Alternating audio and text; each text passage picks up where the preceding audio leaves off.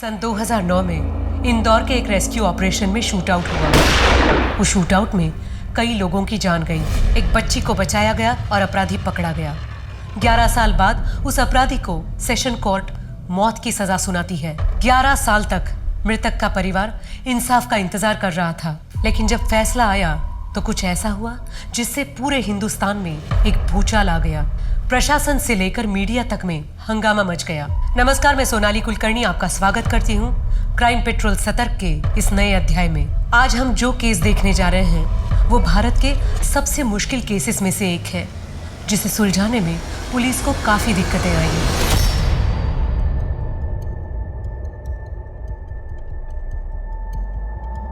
State versus Jagan Kumar, case number 5697, साल 2009। Session court के अपराधी जगन कुमार को मौत की सजा सुनाई गई है। जालसाजी, विश्वासघात, बच्चों की तस्करी, मर्डर जैसे इल्जामों के अंतर्गत उन्हें यह सजा सुनाई गई है। आज यहाँ हाईकोर्ट में सेशन कोर्ट के ऑर्डर के विरुद्ध उनकी अपील की पहली सुनवाई है।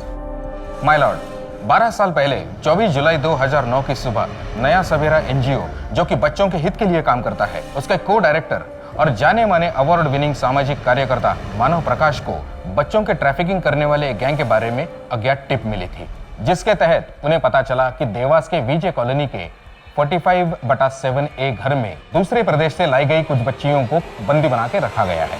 इस खबर के मिलते ही मानव ने तुरंत एक्शन लिया। चलिए इंस्पेक्टर। मानव जी, आप यहीं पे रुकिए, हम अंदर जाते हैं। अरे इंस्पेक्टर साहब, ये मेरा पहला रेस्क्यू ऑपरेशन नहीं है, इसके पहले भी मैंने किया है। आप मेरी टेंशन मत लीजिए, मैं आऊंगा साथ में।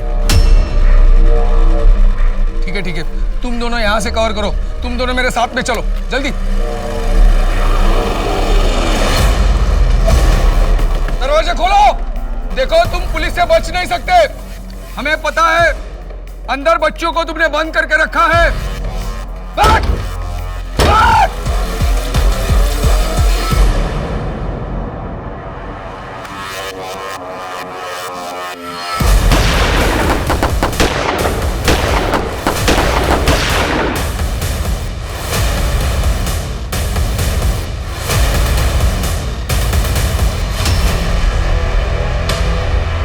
निर्मम हत्याकांड में एक पत्नी ने अपना पति खो दिया। एक 8 साल का मासूम बच्चा अपने पिता के साये से अलग हो गया और एक आजाद बच्ची से उसके पिता से मिलने का मौका छीन लिया गया। एक परिवार की सारी खुशियां इस तबाही की आग में झुलस कर रह गई। अब मैं लेट मानव प्रकाश की वाइफ मिसेस अर्पिता प्रकाश को बतौर विटनेस नंबर 18 स्टैंड पर बुलाना चाहूंगा। 24 जुलाई 2009 की सुबह सिर्फ मेरे पति की जान नहीं ली गई, बल्कि कई अनाथ और अभागे बच्चों से एक बेहतर जीवन जीने का मौका भी छीन लिया गया। लेकिन अगर आज जगन कुमार को मौत की सजा हो गई तो मेरे पति को इंसाफ दिलाने की जो प्रतिज्ञा मैंने ली है वो अधूरी रह जाएगी, क्योंकि जगन कुमार मेरे पति मानव प्रकाश की मौत के जिम्मेदार नहीं है।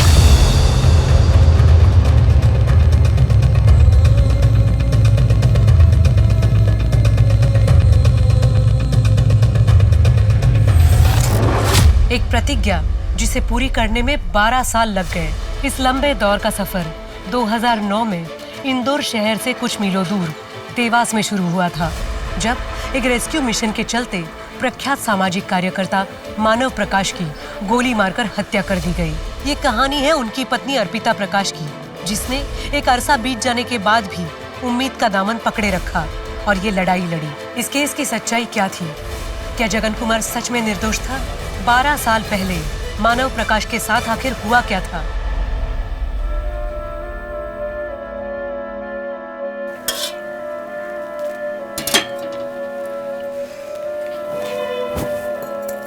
साढ़े तेरी खा ले, फिर होमवर्क खत्म करके सो जा, नहीं तो बाबा आ जाएंगे। माँ तो एक ही बोल चीज, मुझे इस बार एग्जाम में फर्स्ट आना है, और बाबा जब सो जाएंगे ना तो उनके सोने के बाद मैं फिर से उठ के पढ़ाई कर लूंगी। तुम्हें चिंता करो ना, ठीक है?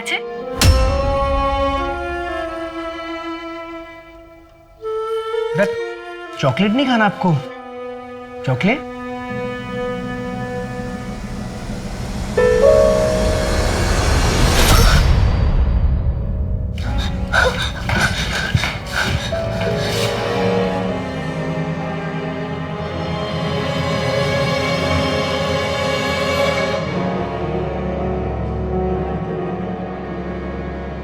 बेटा क्या नाम है आपका? देखो आप डरो मत, ये पार्थ अंकल हैं और मेरा नाम मानव है। हम लोग आपका पूरा ख्याल रखेंगे। अच्छा ठीक है, हम लोग आपके लिए एक अच्छा सा घर ढूंढेंगे, फिर आप वहाँ पे हमेशा के लिए शिफ्ट हो जाना। फिर आप वहाँ पे अपने दोस्त बनाना, आपको अच्छा लगेगा, है ना? चॉकलेट अम्मा के किचु चाहिए ना। सुन,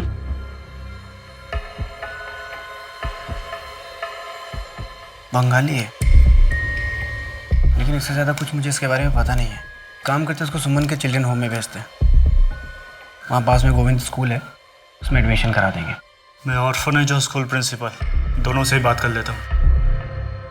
क्या हुआ होगा इसके साथ? इतनी छोटी सी बच्ची उस टेम्पो में कैसे पहुंची?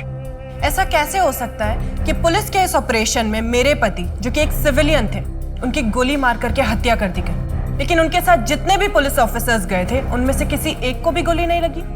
वो बच्चियां जिनको ट्रैफिकिंग गैंग ने बंदी बनाकर रखा था, जिनको उस दिन उस घर से बचाया गया था, उनका क्या हुआ? वो कहाँ गई? उनका किसी भी रिपोर्ट में कोई जिक्र नहीं है। या फिर मैं ये सवाल पूछूं कि ऐसी कोई बच्चियां थी भी या नहीं? और मेरा आखिरी सवाल, वो इंसान जिसने मेरे पति को फोन करके टिप दी थी, वो कौन था? उसका क्या हुआ? पिछले 12 साल में पुलिस आज तक उसके पास नहीं पहुंच पाई। मैं ये जानना चाहती हूँ कि आखिर उस दिन मेरे पति के साथ उस घर में हुआ क्या था। इनके इस स्टेटमेंट को कंसिडर ना किया जाए। मैं अदालत से प्रोसिक्यूशन विटनेस 18 मिसेस अर्पिता प्रकाश को हॉस्टाइल डिक्लेयर करने की रिक्वेस्ट करता हूँ। हॉस्टाइल मैं नहीं, हॉस्टाइल आपका ये अपराधी जगन कुमार है, जो पिछले 12 सालों से चुप खड़ा है। आखिर इसके चुप्पे के पीछे की वजह क्या है? ये क्यों नहीं बताता कि उस दिन उस घर में हुआ क्या था? मिस्टर मानव प्रकाश की पत्नी अर्पिता प्रकाश ने कुछ बहुत ही इम्पोर्टेंट और सोचने वाले सवाल उठाए, जिसके जवाब मिलना बहुत ज़रूरी है। इसलिए अदालत सुओ मोटो लेते हुए इंदौर क्राइम ब्रांच को ये केस री इन्वेस्टिगेट करने के ऑर्डर्स देती है। इस भरोसे के साथ इस केस को दोबारा नए नज़र से देखा जाए।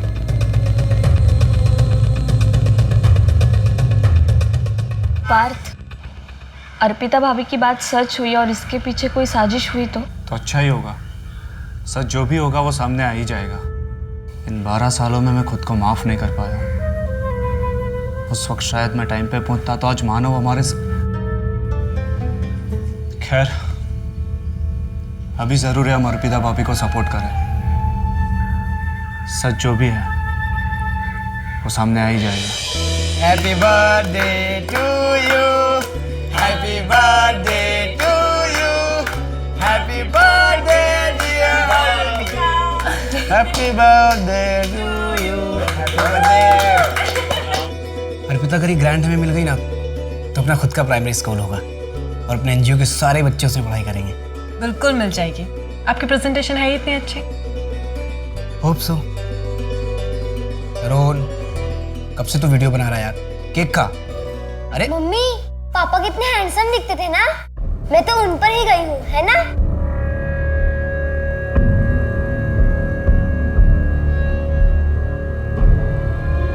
मम्मी, इस बार पापा को इंसाफ मिलेगा और उनके असली गुनहगारों को जेल। पता नहीं तरुण, इन्वेस्टिगेशन तो फिर से शुरू हो गई है, पर ये नई टीम अच्छे से इन्वेस्टिगेट करेगी भी या आखिरकार है तो सारे पुलिस वाले ही। बेटा, एक बात मुझे आज तक समझ में नहीं आई, आखिर 12 साल पहले ऐसा क्या हुआ था जो तुम्हारे पापा की जान चली गई?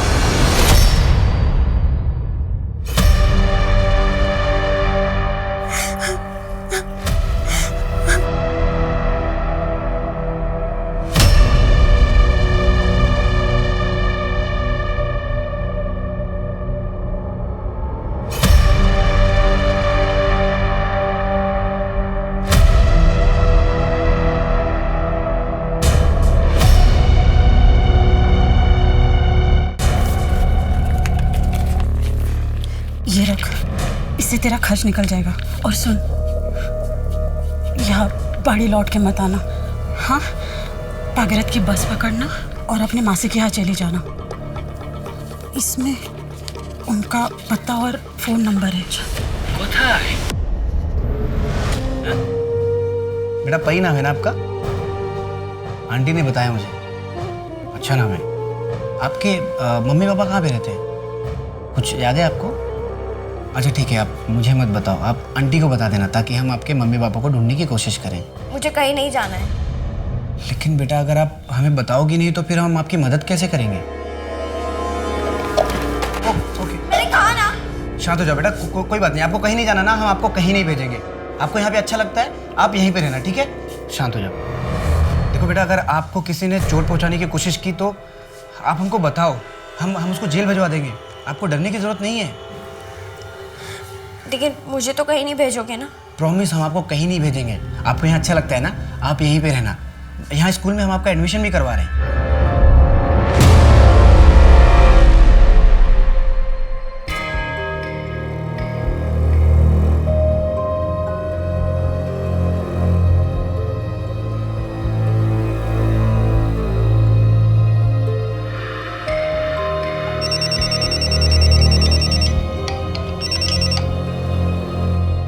हाँ रितु, बोलो। अब मुझसे ऐसे नहीं रहा जाता, घुटन होने लगी है। रितु, मैंने तुमसे पहले ही कहा था। मुझे पता है, मैंने ही कहा था कि मैं नहीं चाहती पार्थ को कुछ भी पता चले, लेकिन अब मैं एक दिन भी ऐसा नहीं रह सकती। मैं तो कब से इंतजार कर रहा था तुम्हारे इस फैसले का। अब आगे का कैसे करना है? रितु, कितना टाइम लगेगा? हाँ आती हूँ, बस 2 मिनट। ठीक है। पार्थ उठ गया, मैं तुम्हें कल मिलती हूँ।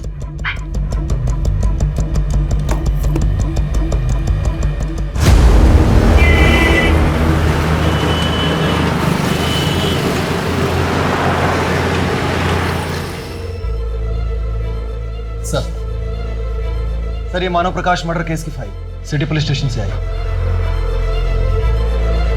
सेशंस कोर्ट की जजमेंट कॉपी के अकॉर्डिंग जिस बंदूक से गोली चली थी उस पर जगन के फिंगरप्रिंट्स थे। जगन का स्टेटमेंट और इन्वेस्टिगेशन ऑफिसर के रिपोर्ट्स, एविडेंस काफी स्ट्रांगली प्रेजेंट किए गए थे। उसी के बेसिस पर कन्विक्शन हुआ था। लेकिन विक्टिम की वाइफ अर्पिता प्रकाश ने इनडायरेक्टली सिटी पुलिस स्टेशन के पीआई साहू और उनकी टीम पर यह इल्जाम लगाया है कि उनके पति मानव प्रकाश के मर्डर को कवर अप करने में वो लोग शामिल थे। सर, क्या आपको लगता है कि मिसेस प्रकाश जो दावा कर रही है वो सही है? क्योंकि उनके पास कोई प्रूफ नहीं है सर। हाँ, लेकिन कोर्ट में इस तरह इतना बड़ा स्टेटमेंट देना कोई मामूली बात नहीं है। फिर तो मिसेस प्रकाश और भी बहुत कुछ जानती होंगी सर। मोहन, ये केस पुलिस की कॉन्स्पिरेसी से जुड़ा हुआ है। अगर सच साबित हुआ तो मामला बहुत ही संगीन हो जाएगा। केस 12 साल पुराना है, फिजिकल एविडेंस मिलना बहुत मुश्किल है। इसलिए हमें बहुत ध्यान से केस के हर एंगल को लॉजिकली स्टडी करना होगा। इस केस को न्यूट्रल पॉइंट से देखना होगा। ध्यान रहे, हमें सच का पता लगाना है, चाहे सच जिस भी साइड पर हो। सर, क्राइम ब्रांच ने ये केस टेक ओवर कर लिया था और वो अब एक नए सिरे से तहकीकात शुरू कर रहे थे। क्या अर्पिता का दृढ़ विश्वास सही था? और अगर ऐसा था तो फिर इस साजिश के पीछे किसका हाथ था?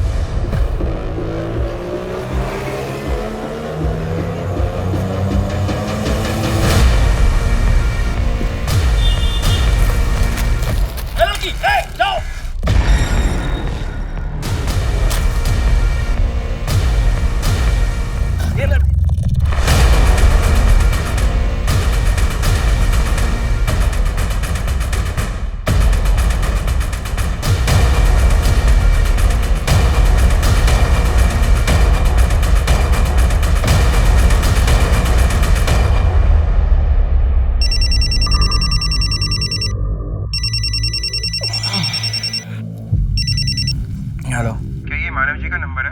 नया सवेरा एनजीओ वाले से बात कर रहे हैं आप? हाँ जी कहिए। मानव जी, इन बच्चों को बचा लीजिए। इन्हें यहाँ बंदी बनाकर रखा जा रहा है। शायद कहीं दूसरे प्रदेश से लेकर आए हैं। बच्चों को बंदी बनाया हुआ? कहाँ? कौन बोल रहे हैं आप? वो इधर देवास में विजय कॉलोनी प्लॉट नंबर 7 नंबर घर में।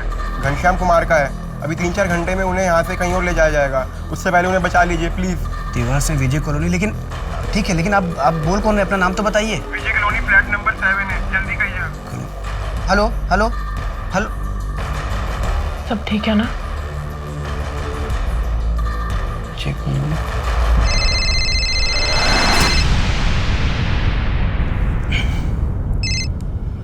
हाँ मानव, क्या हुआ इतनी सुबह?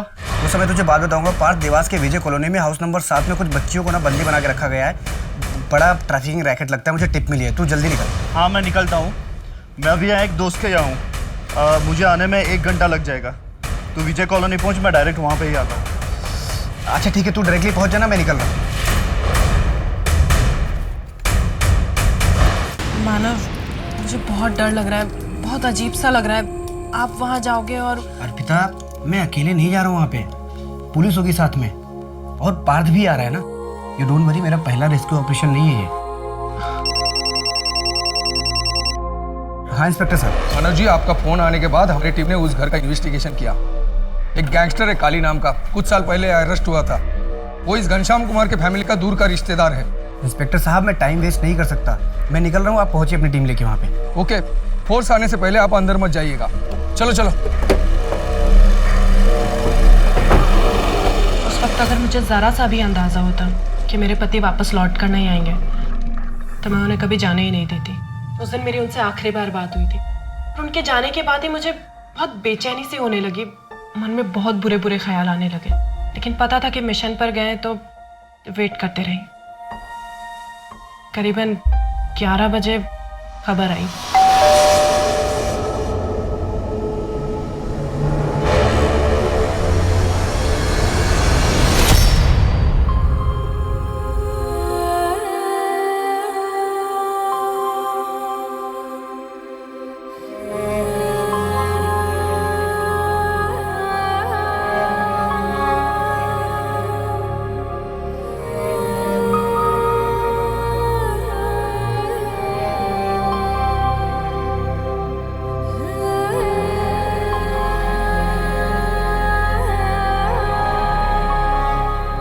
मानव की मौत ने मुझे बहुत बुरे सदमे में डाल दिया था।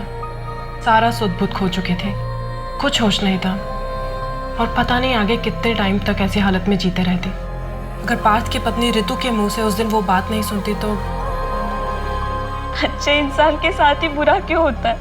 उस मिशन में सभी पुलिस वाले सही सलामत बाहर आए, किसी और को एक गोली तक नहीं लगी, पर बेचारे मानव अपनी जान गंवा दी उन्होंने। नहीं भगवान जी आखिर चाहते क्या है? अर्पिता जी, हमने मानव जी को समझाया था कि आप बाहर रहिए, लेकिन उन्हें जल्द से जल्द बच्चों को मिलना था। वो सबसे आगे रहे और उनको गोली लग गई। अच्छा सर, ये बच्चे इनको कहाँ ले जाया गया? कहाँ पर है वो अभी? बाकी बच्चों को शायद ट्रैफिक कर दिया गया। सिर्फ एक बच्ची को हम रेस्क्यू कर पाए, उसे भी यही एक अनाथालय में रखा गया है। अच्छा, आप मुझे बता सकते हैं कौन से अनाथालय में वो? मैं मिलना चाहती हूँ उससे। नहीं, ये प्रोटोकॉल के अगेंस्ट होगा और बच्ची की सेफ्टी का सवाल है। अच्छा सर, वो इन्फॉर्मर जिसने मेरे हस्बैंड को कॉल करके टिप दिया था, वो कहाँ पर है? उसका कुछ पता चला? नहीं, अभी नहीं। वैसे भी वो कॉल यही इंदौर के एक लोकल पीसीओ से किया गया था। इंदौर के? तो उसे कैसे पता चला कि वहाँ देवास का करंट सिचुएशन क्या है और बच्चियों को कब कहाँ ले जाया जाएगा? उसे शायद किसी ने खबर दी होगी और हमें सब तभी पता चलेगा ना जब वो हमारे हाथ लगेगा। इंस्पेक्टर साहू से बात करने के बाद मुझे शक होने लगा कि जितना बताया जा रहा है वो पूरा सच नहीं है। उनके पास मेरे किसी भी सवाल का पुख्ता जवाब नहीं होता था, कोई लीड नहीं होती थी। मेरा शक और गहरा होता गया जब वो मुझसे मिलना अवॉइड करने लगे। ऐसा हो सकता है कि उन्होंने आपसे मिलना इसलिए अवॉइड किया क्योंकि उनके पास कोई नए जवाब नहीं थे, उनकी इन्वेस्टिगेशन आगे नहीं बढ़ पा रही थी और ऐसे में आपसे मिलकर वो आपको दुखी नहीं करना चाहते थे। नहीं सर, सच क्या है वो जानते हैं कि आखिर उस दिन देवास के उस घर में हुआ क्या था। वो बस मुझे बताना नहीं चाहते, इसलिए नजरें चुरा रहे हैं। आई थिंक आपको उनसे पूछताछ करनी चाहिए एंड आई रियली होप कि इस बार पुलिस इंसाफ के साथ खड़ी होगी। आप निश्चिंत रहिए, हम चार्जशीट में सच ही सबमिट करेंगे, भले ही वो सच आपके फेवर में हो या ना हो, और सच वही होगा जो असल में उस दिन हुआ था। ये देख, ये तो बहुत सुंदर लग रहे हैं, लेकिन महंगे लग रहे हैं। क्या जरूरत थी? अभी शादी में इतना तो दिए थे। हाँ बेटा, तुम भी बहुत सोचती। देखो, तुम मेरी बीवी हो, मैं तुम्हारे लिए ये क्या तो चांद तारे तोड़ लाऊंगा। अच्छा, हाँ तो ले आइए। मजाक कर रही हो? हाँ, वो भी लाऊंगा, थोड़ा पास करो। ये अगली बार हार लाऊंगा तेरे लिए।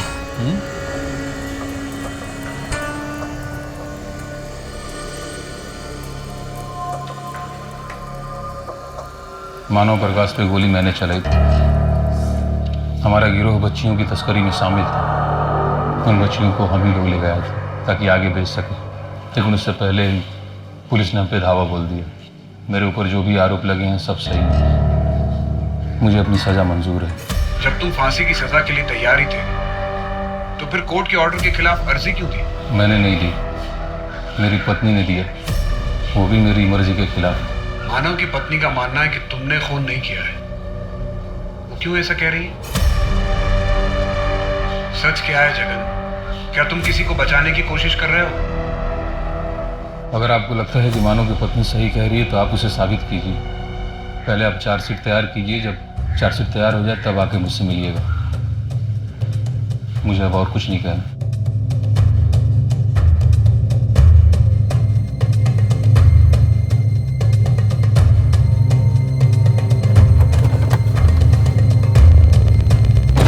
जगन तो जैसे हार ही मान चुका है, पूरी तरह से गिव अप कर चुका है। या फिर हो सकता है सर कि वो गिव अप करने का नाटक कर रहा हो आपकी सिंपैथी पाने के लिए, ताकि अपनी सजा कम करवा सके।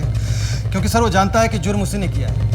पिछले 12 साल में उसने अपना स्टेटमेंट कभी नहीं बदला सर। ये कभी नहीं कहा कि उसने ये नहीं किया है। इनफैक्ट सेशंस कोर्ट में भी उसने एक्सेप्ट किया था कि मानव प्रकाश पर गोली उसने चलाई। जगन कुमार और उस घर में मौजूद सभी गैंग मेंबर्स की केस फाइल स्टडी करते हैं। सर। साहू सर। बैठो बैठो। Thank you.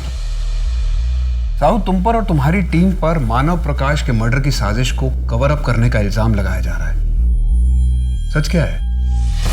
मिसेस प्रकाश ऐसा क्यों कर रही है? सर, उन्होंने अपना पति खोया है और अपने इस दुख के लिए वो किसी ना किसी को दोषी करार कराना चाहती है और हम सामने पड़ गए।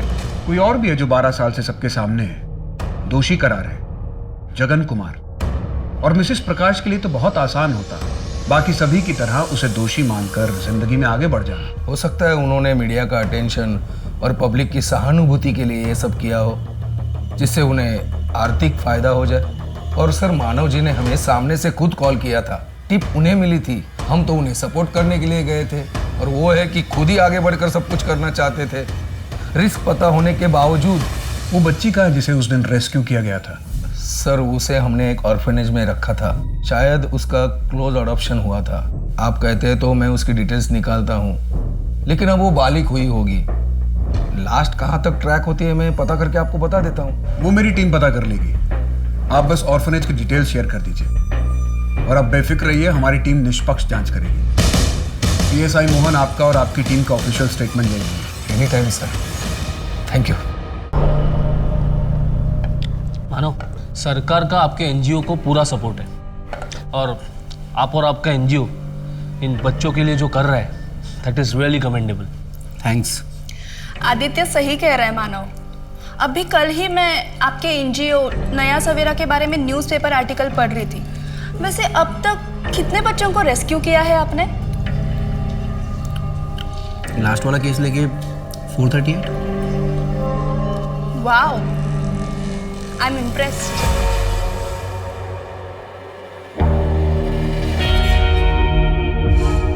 हेलो, हाँ, इंदौर क्राइम ब्रांच मानव प्रकाश का मर्डर केस फिर से इन्वेस्टिगेट कर रहा है। मुझे इस केस के इन्वेस्टिगेशन ऑफिसर का नाम चाहिए। सर, ये पुलिस रिपोर्ट्स आ गई हैं। इसके मुताबिक घनश्याम कुमार, विष्णु कुमार, सुमित्रा देवी और जगन कुमार, ये सभी उस गैंग का हिस्सा थे। इनफैक्ट गैंगस्टर काली सुमित्रा देवी का दूर का चाचा लगता था। और पुलिस रिपोर्ट में यह भी लिखा है सर कि इस गैंग की लीडर सुमित्रा देवी थी। सर, ये केस फाइल है उन 5 गन्स की जो क्राइम सीन से बरामद हुई। इन सभी गन्स के ऊपर के लेटर का लोगो है। के मतलब काली? यस सर, ये काली का ट्रेडमार्क है। और इन गन्स की forensic report? Yes. Forensic report से तो साफ है कि मानव पर गन से ही गोली चलाई गई और जगन के फिंगरप्रिंट्स भी मैच हुए थे। लेकिन इस फॉरेंसिक रिपोर्ट में कहीं भी ये के लोगों का कोई जिक्र नहीं है। फॉरेंसिक ऑफिसर मेहुल दास, इनसे एक बार बात करके देखो। सर, सारे एविडेंसेस बहुत स्ट्रांग हैं, लेकिन फिर भी एक बात खटक रही है कि मानव की पोस्टमार्टम रिपोर्ट के मुताबिक उस पर पॉइंट ब्लैंक रेंज से गोली चलाई गई, सीधे हार्ट पर। ऐसा कैसे हो सकता है? मानव एक सिविलियन था। पुलिस शूटआउट के दौरान एक गैंग मेंबर उसके इतने करीब कैसे आ गया कि उसने मानव पर पॉइंट ब्लैंक रेंज से गोली चलाई? अनलेस उसे शूट करना ही इस ऑपरेशन का मेन मोटिव था। सर, लगता है कि अर्पिता जी बिल्कुल सच कह रही हैं। इस फेक एनकाउंटर को मानव को मारने के लिए ही प्लान किया गया था, क्योंकि मानव की कॉल रिकॉर्ड्स की स्टडी नहीं की गई थी। उसका कहीं जिक्र ही नहीं है फाइल में। मानव एक सामाजिक कार्यकर्ता था। पॉसिबल है कि बहुत लोगों को उससे प्रॉब्लम रही होगी।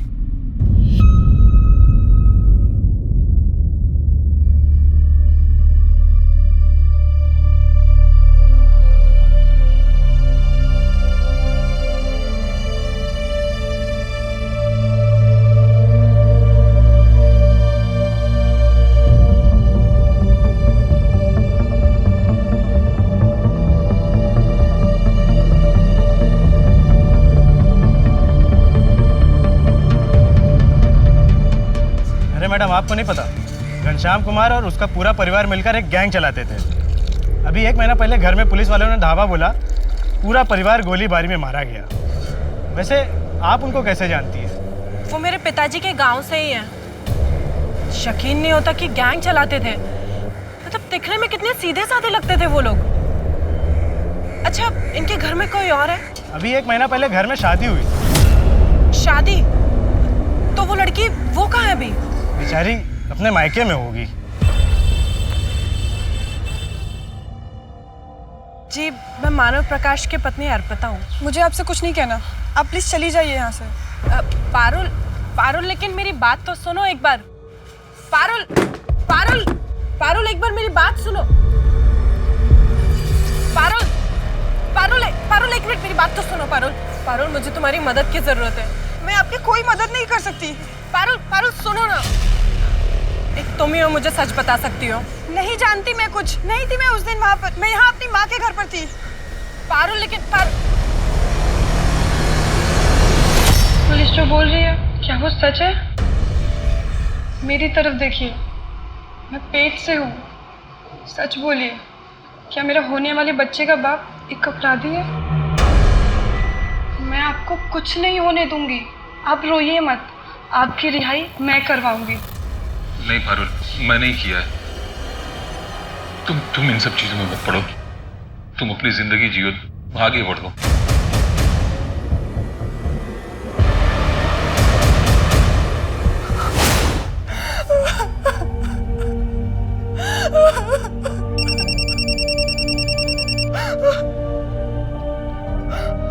पारुल जी, आपके बच्चे के मरने का बहुत दुख है। अगर आप आगे कुछ और नहीं खोना चाहती तो अपना मुंह बंद ही रखना। कौन बोल रहा है? तुम्हारा पति मेरे लिए काम करता है। अगर गलती से भी मेरा नाम आया ना, तो याद रखना, खून जेल में भी होते हैं। Hello, hello.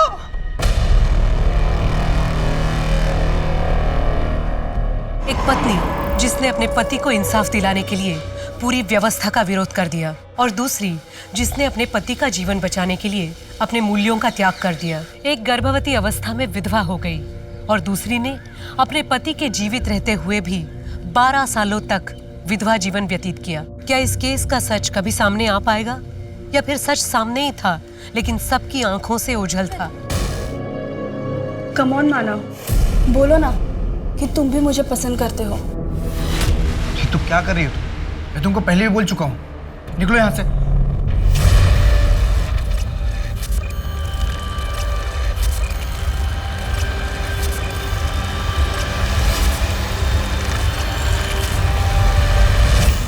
स्वाति ठाकुर, आदित्य ठाकुर की पत्नी, क्या वो मानव को पसंद करती थी? सिर्फ पसंद, वो मानव से ऑब्सेस थी।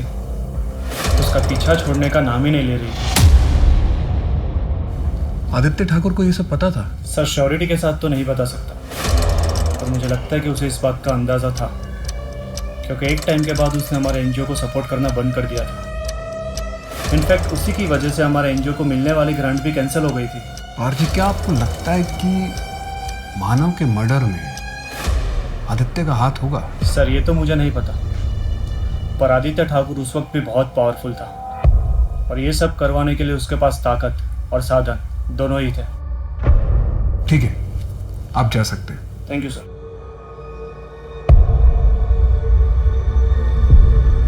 अजय सर, आपको इंटरनेशनल पैकेजेस के बारे में कुछ डिस्कस करना था ना? अरे काम की बात तो होती रहेगी।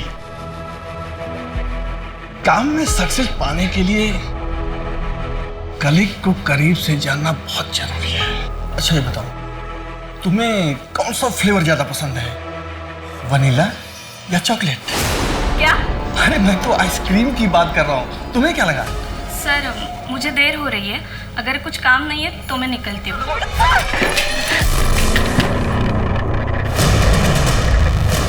मानव ये गलत कर रहे हो, तुम मुझे झूठे केस में फंसा रहे हो। अजय जी, मैं आपकी तरह गिरा हुआ इंसान नहीं हूँ। आप कई सालों से अकाउंट्स में घपला कर रहे हो। मैंने तो बस आईटी वालों को इन्फॉर्म किया है। क्या गलत किया मैंने? लेकिन तुम्हारा रीतू से क्या मतलब है? क्या तुम इसके पति हो? दोस्त, और मुझे बिल्कुल बर्दाश्त नहीं है कोई मेरे दोस्त को इस तरह से हैरेस करे। और एक फीमेल को सेक्सुअली हैरेस करने के लिए आपको सजा मिलनी चाहिए। टैक्स फ्रॉड में कम से कम 6 महीने के लिए अंदर जाओगे आप, याद रखना। चल रीतू। मेहुल जी, मानव प्रकाश के इस मर्डर केस में आप फॉरेंसिक एक्सपर्ट थे। ऐसी कोई बात जो आपको लगता है कि इस फाइल में होनी चाहिए जो मेंशन नहीं है? आज भी ये केस मुझे बहुत अच्छे से याद है। देखिए, इस केस में बहुत बड़ा लूपहोल था, क्योंकि क्राइम सीन से जो 5 गन्स बरामद की गई थी, उनमें से 3 गन्स को जंग लगा हुआ था, मतलब कि उससे फायर नहीं किया जा सकता। लेकिन ये बात तो इस फाइल में मेंशन नहीं है। मेरे रिपोर्ट में तो यही था।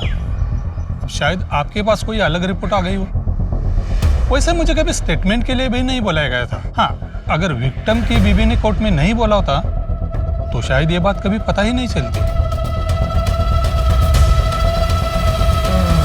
मम्मी, आज फ्राइडे है ना, तो पापा की कौन सी वीडियो देखें? बर्थडे वाली या पिकनिक वाली?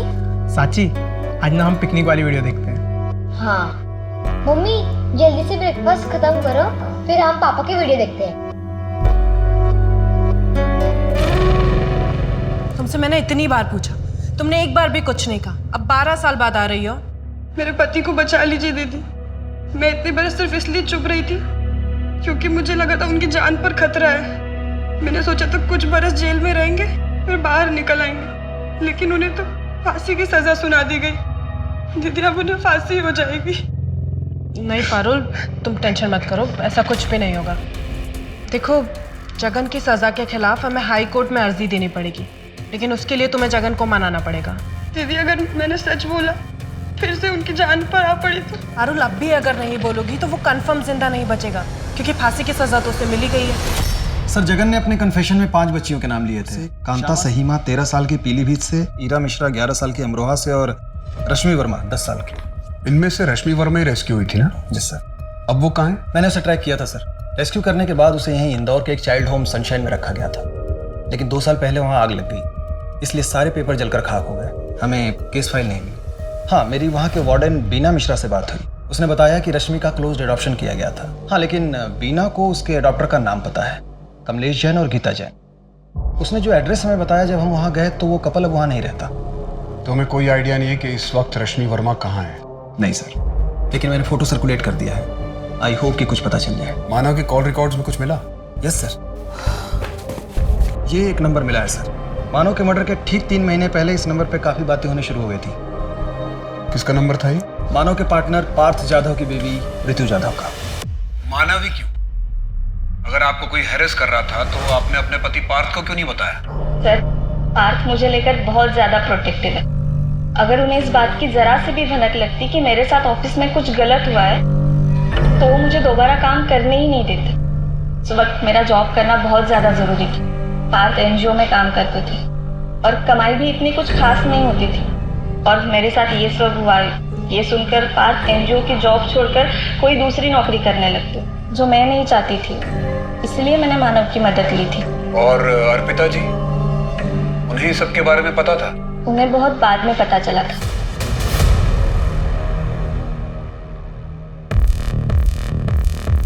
सर, काली की रैपशीट चेक की सर। 2006 तक वो गन का बिजनेस किया करता था। 2006 में यहीं इंदौर के उसके अड्डे पर छापा पड़ा था। पुलिस ने सारा असला जब्त किया था। एविडेंस लॉकर में सब जमा किया गया था।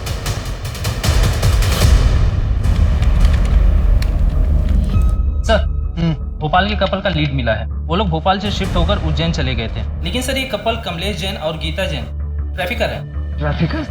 हाँ सर, 8 साल पहले अरेस्ट हुए थे और ये लोग ऐसे फेक एडॉप्शन भी करते हैं और आगे जाके बच्चों को बेच देते हैं। अभी फिलहाल बेल पर बाहर है, लेकिन मियाँ बीवी दोनों फरार हैं। तो क्या ये बच्ची रश्मि दोबारा ट्रैफिक हुई थी? हो सकता है सर। एक काम करो राना, अपने नेटवर्क से पता करो कि इस कपल ने कितने बच्चों को कहाँ कहाँ ट्रैफिक किया है, और जितने भी हिस्ट्री शीटर्स हैं या फिर जितने ट्रैफिकर्स जेल में हैं उन सबसे खबर निकालो। Yes sir.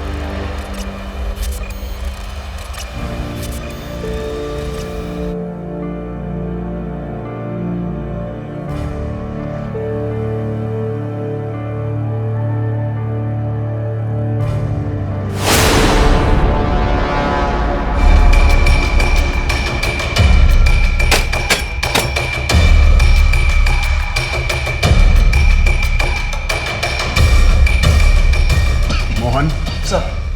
क्राइम सीन के फोटोग्राफ। सर।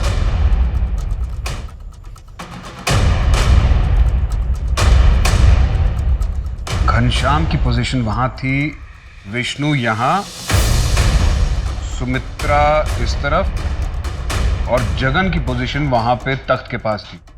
चारों के हाथों में गन्स थी और चारों ने सामने की ओर पॉइंट किया हुआ था। और मानव की डेड बॉडी, तुम दोनों घनश्याम और विष्णु की जगह पे आ जाओ। मोहन, तुम मानव की डेड बॉडी की जगह पर जाओ। अब तुम दोनों अपनी जगह से मानव की डेड बॉडी के पॉइंट तक स्टेप काउंट करो। सर 10। 11। तुम सुमित्रा के पॉइंट तक और तुम जगन के पॉइंट तक स्टेप काउंट करो। 9 कदम सर। 8 कदम सर। यानी कि इन चारों में से कोई भी मानव के इतने करीब नहीं था कि उसे पॉइंट ब्लैंक रेंज पर गोली मार सकता। मोहन सर, तुम इसी पोजीशन में लेट जाओ, अपने पैरों को दरवाजे की तरफ एंगल कर लो। यस, और अब इसी एंगल में सीधे खड़े हो जाओ। अगर इन चारों में से किसी ने मानव पर गोली चलाई होती तो गोली मानव की पीठ या उसके कंधे पर लगती, लेकिन मानव को गोली यहां उसके हार्ट में लगी थी और गोली पॉइंट ब्लैंक रेंज से चलाई गई थी। यानी कि गोली इस तरफ से चलाई गई थी। इसका मतलब है गोली चलाने वाला घर के अंदर नहीं, घर के बाहर था। इसका मतलब है सर कि मानव पर गोली किसी और ने चलाई है। यस, मानव का मर्डर पुलिस शूटआउट में हुआ ही नहीं। It was a cold blooded murder. यहां पर कोई रेस्क्यू मिशन नहीं हुआ था। ये एक प्लान सामूहिक हत्याकांड था, मैसेकर, फेक एनकाउंटर।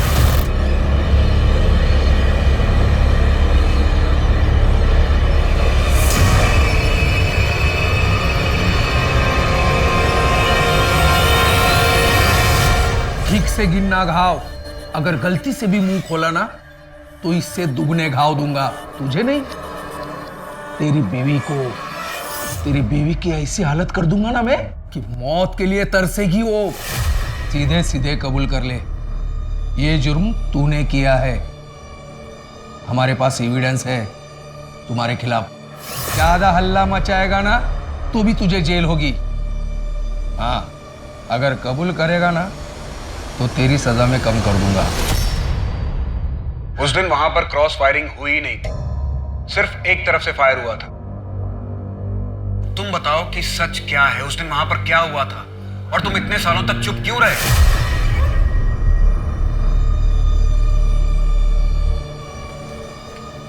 पुलिस।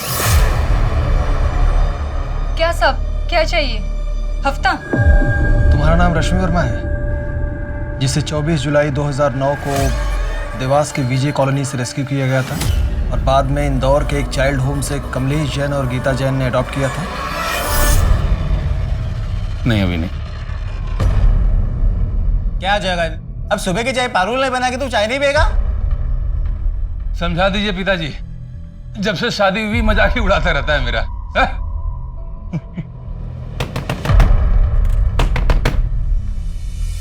दरवाजा खोलो, देखो तुम पुलिस से बच नहीं सकते।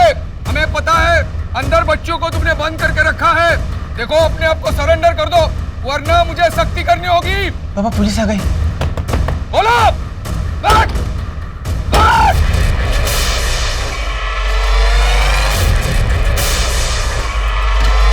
लगता है हमें गलत टिप मिल गई, माफ करना, गलतफहमी हो गई हमें, हम जाते।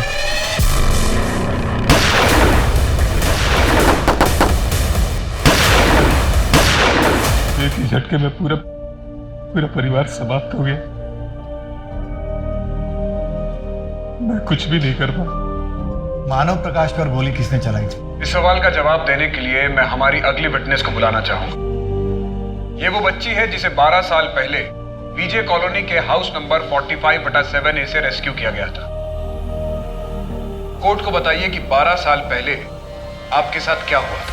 मुझे विजय कॉलोनी लाया गया था। मैं इनको पहचानती भी नहीं। जब मुझे उस घर से लेके आए तो भोपाल के एक आदमी को मुझे बेच दिया गया था। उसी दलदल में मैं फंस गई थी जहां से मैं बच निकली थी। मेरा नाम रश्मि वर्मा नहीं है, मेरा नाम परी है। मानव भैया ने मुझे नई जिंदगी दी थी। मेरी जिंदगी सुधरने वाली थी, लेकिन उससे पहले उन्हें मार दिया गया। आपको जगन कुमार के घर कौन लाया था? एनजीओ से तुमसे कोई मिलने आया है। कौन? मानव अंकल?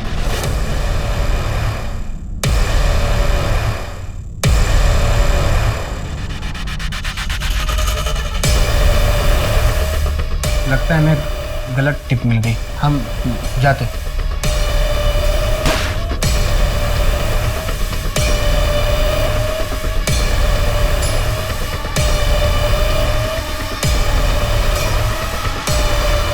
हमारे पास इन दोनों की कॉल रिकॉर्ड्स हैं जो ये प्रूव करेंगे कि मर्डर के 15 दिन पहले तक ये दोनों लगातार आपस में बात कर रहे थे। और साथ ही इसमें पार्थ यादव की लोकेशन डिटेल्स भी है जो ये प्रूव करेगी कि मर्डर के वक्त मिस्टर जाधव देवास में ही थे। क्यों किया तुमने ऐसा? नया सवेरा एनजीओ की आड़ में रेस्क्यू के बच्चों को ट्रैफिक कर रहा था और साहू मेरी मदद करता था। मुझे परी के लिए एक बहुत अच्छी डील मिली थी। और मानो मसीहा बनने के चक्कर में बार बार उससे मिलने जाता था। अगर मैं परी को बेच देता तो उसे भनक लग जाती और फिर वो शांत नहीं रहता। मैं डर गया, मैं नहीं चाहता था कि उसको पता चले। मैंने साहू की मदद लेके उसको मारने का प्लान बनाया। तमाम सबूतों और गवाहों को मद्देनजर रखते हुए अदालत इस नतीजे पर पहुंची है कि पार्थ यादव, इंस्पेक्टर साहू और इसमें शामिल पुलिस फोर्स ने जानबूझकर मानव प्रकाश को ट्रैप करने और मारने के इरादे से उस दिन उस घर में बुलाया। इतना ही नहीं, इस साजिश को अंजाम देने के लिए मानव के साथ साथ पूरे परिवार की हत्या कर दी गई थी और एक निर्दोष आदमी को 12 साल के लिए जेल में रहना पड़ा। ये अदालत सभी आरोपियों को उम्र कैद की सजा सुनाती है। परी के रिहैबिलिटेशन का जिम्मा ये कोर्ट उठाती है। अगर परी चाहे तो अपने देश वापस जा सकती है। साथ ही ये कोर्ट जगन कुमार से माफी मांगती है। निर्दोष होने के बावजूद उन्हें 12 साल जेल में कैद में रहना पड़ा। लिहाजा ये कोर्ट जगन कुमार को बाइज्जत बरी करती है।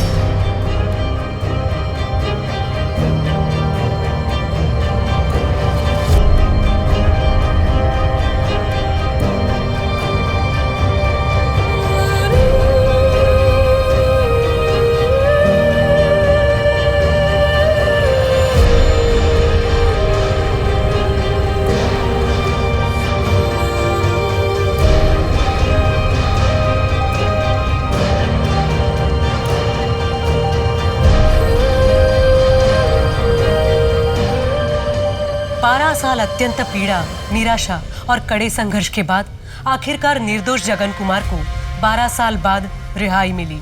लेकिन आज भी ऐसे कई लोग हैं जो जेल में बंद हैं और कोर्ट के निर्णय का इंतजार कर रहे हैं। इंस्पेक्टर साहू और पार्थ जैसे लोग हमारे समाज में बुराई और भ्रष्टाचार का प्रतीक है, जो अपने फायदे के लिए किसी भी हद तक गिर सकते हैं। क्या आपने कभी सोचा है कि अपने देश में जितने आपराधिक मामले दर्ज होते हैं, उनमें से तहकीकात पूरी करके अपराधियों को सजा मिलने का प्रतिशत बहुत कम है। वजह सबूत का ना होना, शातिर क्रिमिनल्स द्वारा क्राइम सीन को डिस्टॉर्ट करना, एन मौके पे गवाहों का मुकर जाना, इसी वजह से उन अपराधों से जुड़े कई सारे सवालों के जवाब नहीं मिल पाते। पर एक बात और है जो इससे भी बुरी है, आपराधिक मामले का दर्ज ना होना। जी हाँ, ऐसे कई सारे अपराध हैं जो दर्ज ना होने के कारण ना उनकी तहकीकात होती है और ना ही अपराधी को सजा मिलती है। पर एक बार कुछ ऐसा हुआ जो आज तक कभी नहीं हुआ था। एक बिना दर्ज हुए संगीन अपराध की पुलिस ने तहकीकात भी की और अपराधी को पकड़ भी लिया। नमस्कार, मैं सोनाली कुलकर्णी क्राइम पेट्रोल के स्पेशल सीरीज में आपका स्वागत करती हूँ। सादगी, सच्चाई और समर्पण से रिश्ते मजबूत होते हैं और परिवार सकुशल रहता है। पर यही सादगी, सच्चाई और समर्पण से परिवार में बवंडर उठने लगे तो, अपराध और मौत का सिलसिला शुरू हो जाए तो यकीन नहीं होता ना। सच्ची घटना पर आधारित आज की इस हैरत अंगेज कहानी में भी ऐसा ही कुछ हुआ था। Hi friends. हाय हाय, मैं आपका अरुण। बैठ जा भाई, बैठ जा। हाँ, आराम से। कुर्सी का तो सब लफड़ा चल रहा है। तो दोस्तों, आज आप लोगों ने फाइनली मुझे बुलाया है आपका टाइम पास और मेरा टाइम वेस्ट करने के लिए। तो देखिए, तालियां तो दोनों हाथ से बजती हैं, आप लोगों को भी हंसने की कोशिश करनी होगी। दोस्तों, मैंने एक एनालॉजी बनाई है जिसमें औरत और मर्द को अगर प्लैनेट्स की उपमा दी जाए तो औरत क्या है? औरत है पृथ्वी, स्टेबल, स्ट्रॉन्ग, सबको जीवन देने वाली। और मर्द ही है ना? हाँ, और मर्द इज लाइक मार्स, हमेशा अजम्पशन में रहता है, खोया ही खोया रहता है। पानी हो सकता है, जीवन हो सकता है, जिंदगी हो सकती है, गर्लफ्रेंड हो सकती है। वैज्ञानिक के दृष्टिकोण से नहीं, ये मेरा अपना ही दृष्टिकोण है। तो फाइनली सच ये है कि रिस्पेक्ट वुमेन। अगर औरत नहीं तो कुछ भी नहीं। एक जोरदार तालियां तमाम औरतों के लिए।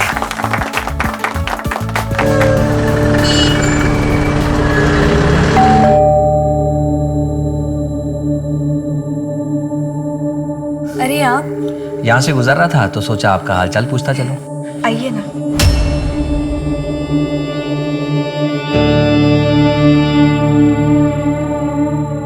बैठिए, चाय पियेंगे आप? हाँ बिल्कुल। जी, मैं अभी बना के लेके आई।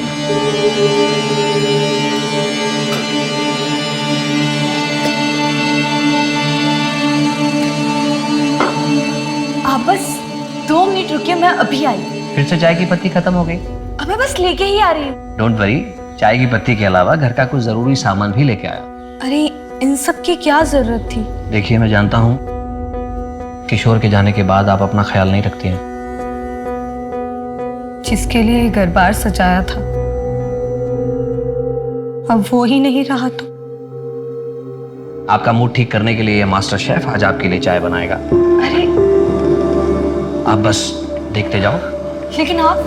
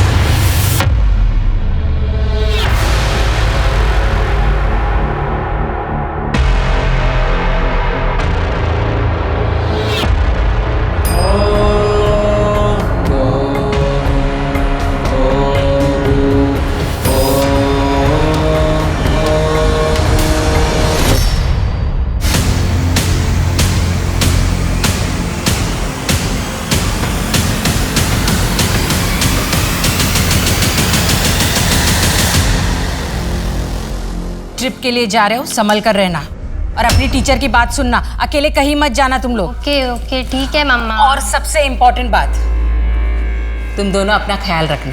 ठीक है। चलो जल्दी करो, चलो चलो जल्दी।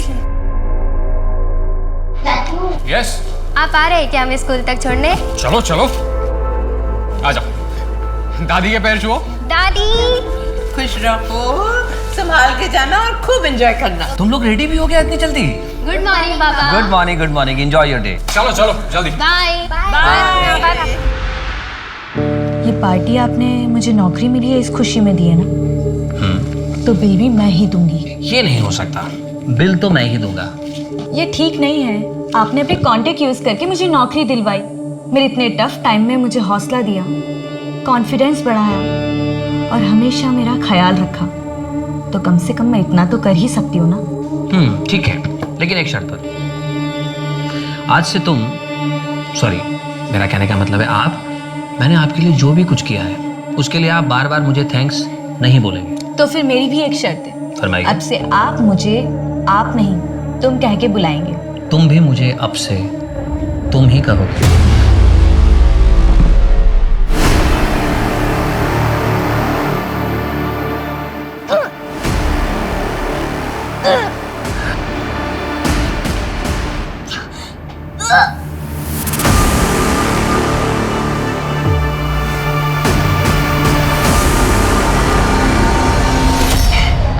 सोनी, अरे क्या हो गया तुझे? ठीक तो है ना तू? दीदी मेरे पेट में बहुत दर्द हो रहा है। हंसते हंसते अब आपके पेट में दर्द होने वाला है, क्योंकि मैं मिलवाने वाला हूं इस कैफे के मैनेजर और मेरी वाइफ कम एजेंट मिस्टर विमल से। वो मैं इसलिए कह रहा हूं, इसने एक प्रोग्राम क्या दिला दिया, मुझ पे ही रुबाब दिखाता है और पैसे भी मुझसे लेता है पत्नी की तरह। देखिए पत्नी क्या करती है, पैसे लेती है लेकिन ख्याल रखती है, खिलाती है, पिलाती है, प्यार करती है, रोमांस करती है, लेकिन मैं इसके साथ रोमांस कैसे करूं? और सबसे इंटरेस्टिंग बात यह है कि इसका नाम देखिए क्या है, विमल, जो कि एक नर का भी हो सकता है और नारी का भी। क्यों विमल, मैंने सही कहा ना? तो दोस्तों कल मैं फिर मिलूंगा अपनी इसी पत्नी के साथ आपसे। बाय बाय, अपना ख्याल रखिए, आसपास सफाई रखिए।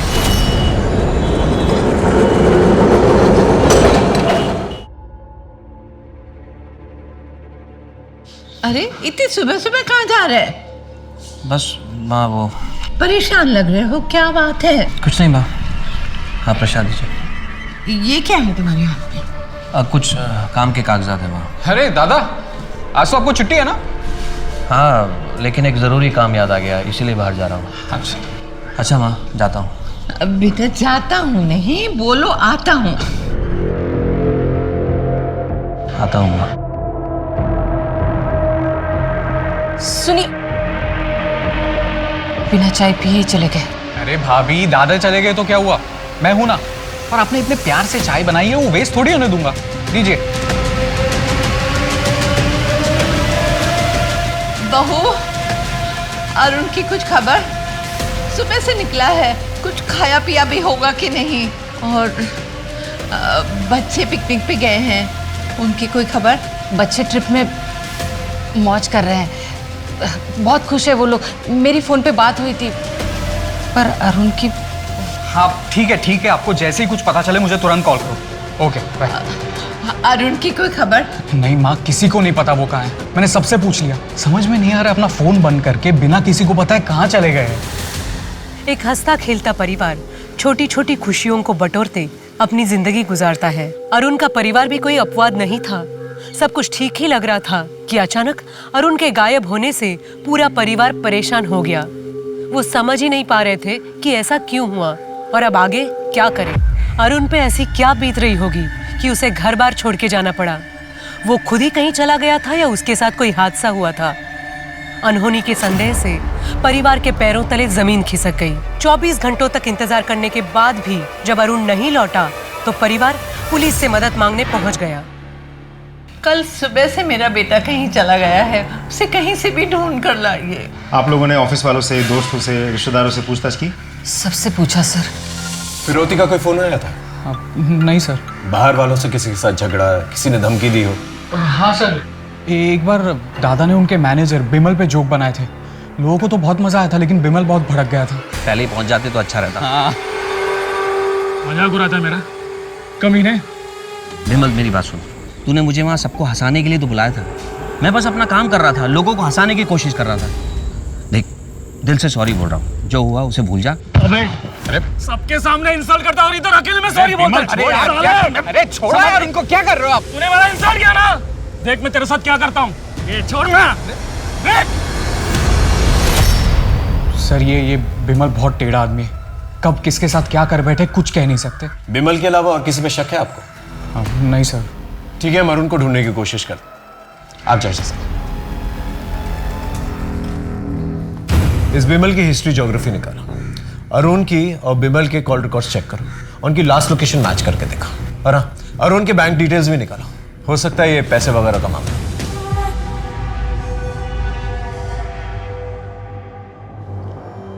ये घर में ही थी या कहीं बाहर गई थी? घर पर ही थी, पर इसका पेट दर्द से क्या संबंध? डॉक्टर, क्या हुआ? कोई सीरियस बात है क्या? शोनी प्रेग्नेंट है। सर, अरुण के कॉल रिकॉर्ड्स मैंने बहुत अच्छे से स्टडी किया। अरुण के कॉल रिकॉर्ड्स के हिसाब से अरुण और जैस्मिन के बीच दिन में कम से कम 5 से 6 बार बात होती थी, और बातें बहुत लंबे लंबे होती थी सर। ये जैस्मिन कौन? सर, अरुण के दोस्त की वाइफ। कुछ ही महीनों पहले उसके दोस्त की मौत हो गई, और अगले ही हफ्ते से उन दोनों में बातचीत शुरू हो गई थी सर। अरुण के बैंक डिटेल्स हैं? हाँ सर, ये देखिए। लेकिन बैंक स्टेटमेंट से एक इंटरेस्टिंग बात पता चली है सर। जैस्मिन से मिलते हैं सर।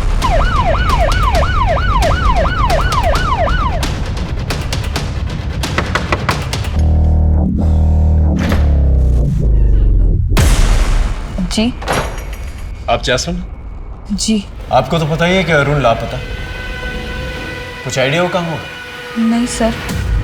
फोन पे बातचीत होती थी आप लोगों की? नहीं सर, सिर्फ 1-2 बार ही हुई होगी।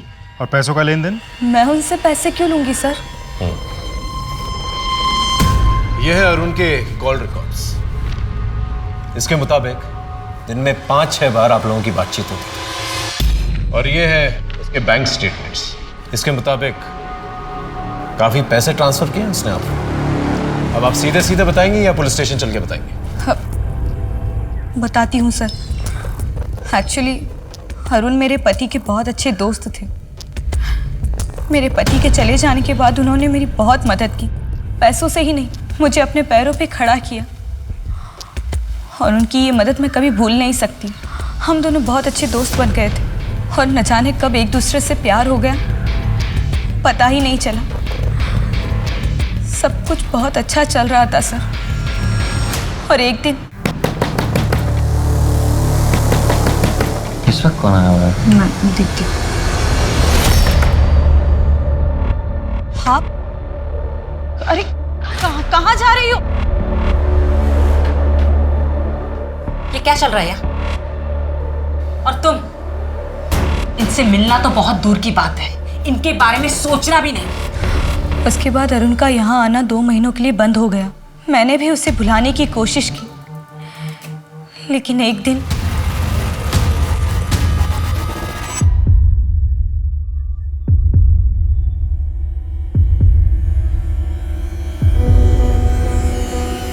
कितने दिनों बाद आए हो? कैसे है? नहीं, मैं तुम्हारे झांसे में नहीं आने वाला। तुम भी तो धोखेबाज हो सकती हो शीतल की तरह। जैसे उसने मेरी आधी जिंदगी बर्बाद कर दी, आधी जिंदगी तुम बर्बाद करोगी। क्या हुआ है अरुण? क्यों इतने परेशान हो? अरुण और शीतल के बीच में कुछ तो हुआ था, जिससे वो बहुत परेशान रहने लगे थे। मैंने इसे जानने की कोशिश की, लेकिन उन्होंने मुझे इस बारे में कुछ भी नहीं बताया, और कभी इस बारे में बात भी नहीं की। वो हर वक्त उदास रहने लगे, हर वक्त परेशान रहा करते थे, और मुझसे जब रहा नहीं गया तो मैंने जिद करके उनसे आखिर पूछ ही लिया। लेकिन उन्होंने मुझसे कहा कि वो बात बताने से अच्छा है कि वो मर जाए। और उसके बाद मेरी कभी हिम्मत ही नहीं हुई कि मैं उनसे उस बारे में कभी बात करूं। लेकिन सर, वो जो भी बात थी वो उन्हें अंदर ही अंदर खाए जा रही थी। भरा पूरा परिवार था हमारा। तीज त्योहार, खाना पीना, दोस्त रिश्तेदार, हंसी ठहाका। फिर अचानक सब बदल गया। शीतल और अरुण के बीच में पता नहीं ऐसा क्या हो गया कि वो एक दूसरे से नफरत करने लगे। उनके बीच में झगड़े होने लगे। मैंने बीच बचाव करने की बहुत कोशिश की, लेकिन झगड़े की जो वजह थी मुझे नहीं पता चली। और फिर बात बढ़ते बढ़ते यहाँ तक पहुँच गई कि एक दिन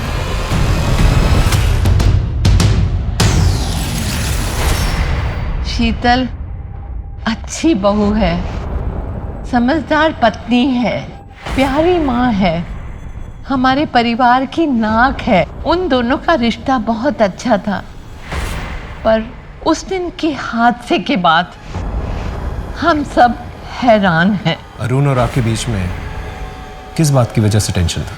हर पति पत्नी में जितना टेंशन होता है बस उतना ही, और कुछ नहीं। देखिए, मैं मानता हूँ हर पति पत्नी में झगड़े होते हैं, लेकिन ऐसे नहीं होते कि खून बहने लगे, जो अरुण के सर से बह रहा था। जैस्मिन को जानती हैं? कहीं वही तो वजह नहीं है आप दोनों के झगड़े की? कुछ दिनों से अरुण का बर्ताव कुछ अजीब सा चल रहा था। अरे क्या बात है भाभी, बहुत अच्छे लग रहे हो इस साड़ी में। हरी के छोटे भाई की शादी में जा रहे हैं, इसलिए ये साड़ी पहनी। वहाँ पे आपको देख के लोग बेहोश ही हो जाएंगे। और तुम? चले? तुम आओ जरा, कुछ बात करनी है। एक मिठाई।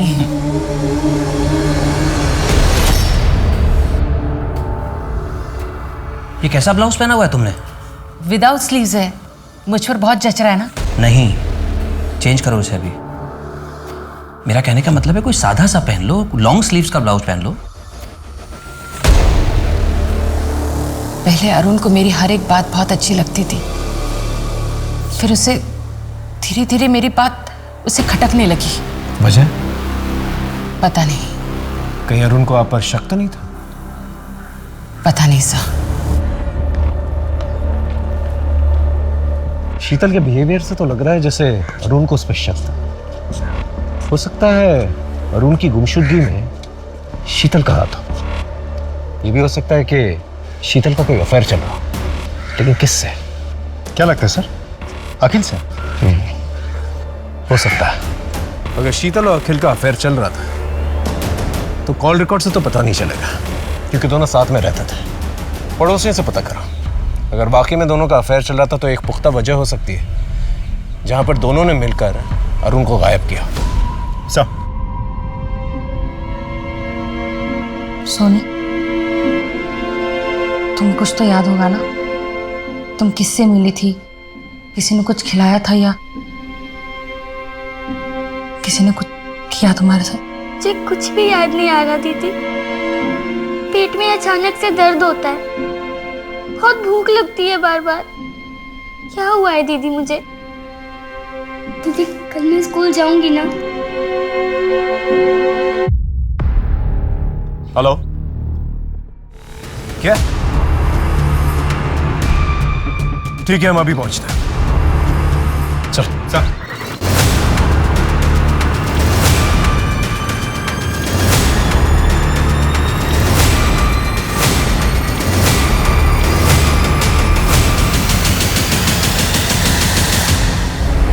शरीर पे कोई चोट के निशान या घाव ऐसा कुछ भी नहीं है? मतलब जिसने भी किया है बड़ी सावधानी और चालाकी से किया। इस बिमल को ढूंढो, वही एक सस्पेक्ट। पंचनामे के बाद बॉडी को पोस्टमार्टम के लिए भिजवा था और उनकी फैमिली को खबर कर दी। सब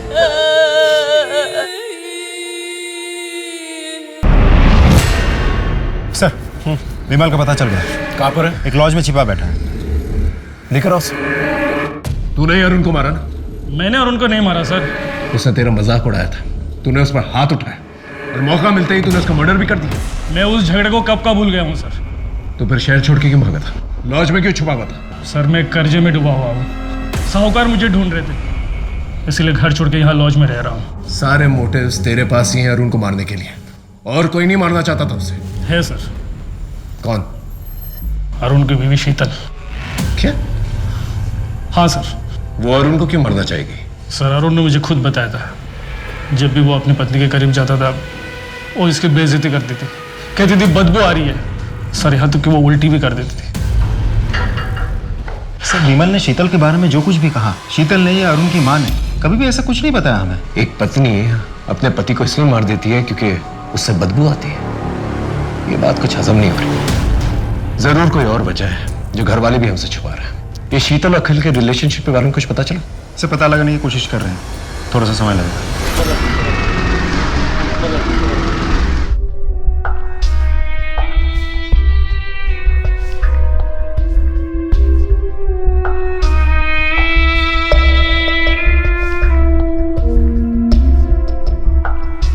अब हम कुछ दिन यहीं रहेंगे। और तुम्हें जो भी जरूरत पड़े मुझे बोलना, मैं बाजार से तुम्हारे लिए लेकर आऊँ। तब तक तुम इस कमरे से बाहर मत निकलना। पर कब तक? जब तक तुम्हारा बच्चा डिलीवर नहीं हो जाता। मेरे बच्चे स्कूल की ट्रिप के लिए गए थे। पता चला अरुण जिस दिन घर से गायब हुए थे उस दिन उन्होंने वहां जाकर बच्चों को बीच ट्रिप से वापस ले आए। ना अरुण घर वापस आए और ना ही बच्चे वापस आए सर। तो उसके बाद अरुण की लाश मिली। और कुछ? सर रजिस्टर पोस्ट से आज ये दादा का लेटर है। मैं आत्महत्या कर रहा हूं। मेरी आत्महत्या के लिए मेरी पत्नी शीतल जिम्मेदार। शीतल की वजह से मेरी जिंदगी बर्बाद हो गई है। मेरा सुख चैन खत्म हो गया। आप पति पत्नी के बीच में क्या प्रॉब्लम थी? आखिर अरुण ने ऐसा क्यों लिखा है कि उसने आपकी वजह से आत्महत्या की? सर मुझे कुछ नहीं पता, सिर्फ आप लोग मेरे बच्चे को ढूंढ कर लाइए सर। अरुण घर से निकला, फिर उसने बच्चों को पिकअप किया और उसकी लाश फिर कुएं के पास मिली। कहीं बच्चे वही तो नहीं? प्लीज, हम आपका दुख समझते हैं, ठीक है? हमें अपनी कार्रवाई करनी है, प्लीज। पंचनामे के बाद पोस्टमार्टम के लिए भेजा था सर।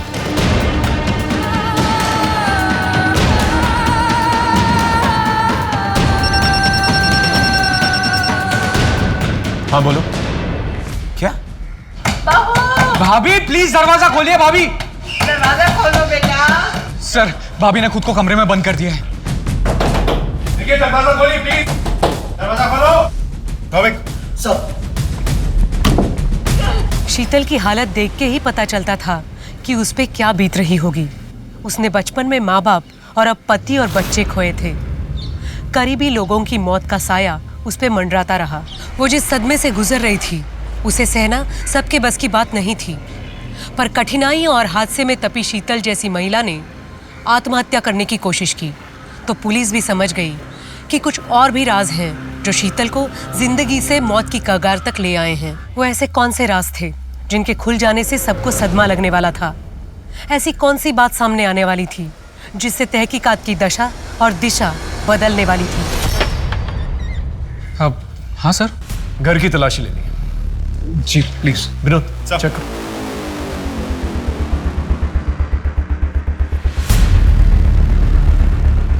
सर, अंदर अरुण के कमरे के कबर्ड से ही मिला।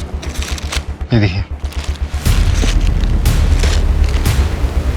अरुण और शीतल के बीच में क्या प्रॉब्लम थी? नहीं पता। इस बोतल में ऐसा क्या खास है जो इस तरह से पैक करके रखा हुआ है? सर वो दादा के बाल झड़ रहे थे ना, तो वो डॉक्टर के पास से ये तेल ले आए थे और भाभी को इसकी स्मेल पसंद नहीं थी तो इसलिए शायद ऐसे पैक करके रखा होगा। और हाँ सर, दादा स्टैंड अप भी करते थे तो अपने लुक्स को लेके वो बहुत सतर्क रहते थे। इस तेल के अलावा कोई और प्रॉब्लम थी शीतल को अरुण से? हमें नहीं पता साहब। ठीक है, इसे हम साथ में लेके जाएं। हाँ जी सर। देखिए अब तो बता दीजिए असल में मसला क्या है? आप दोनों के बीच में झगड़ा क्यों हुआ था?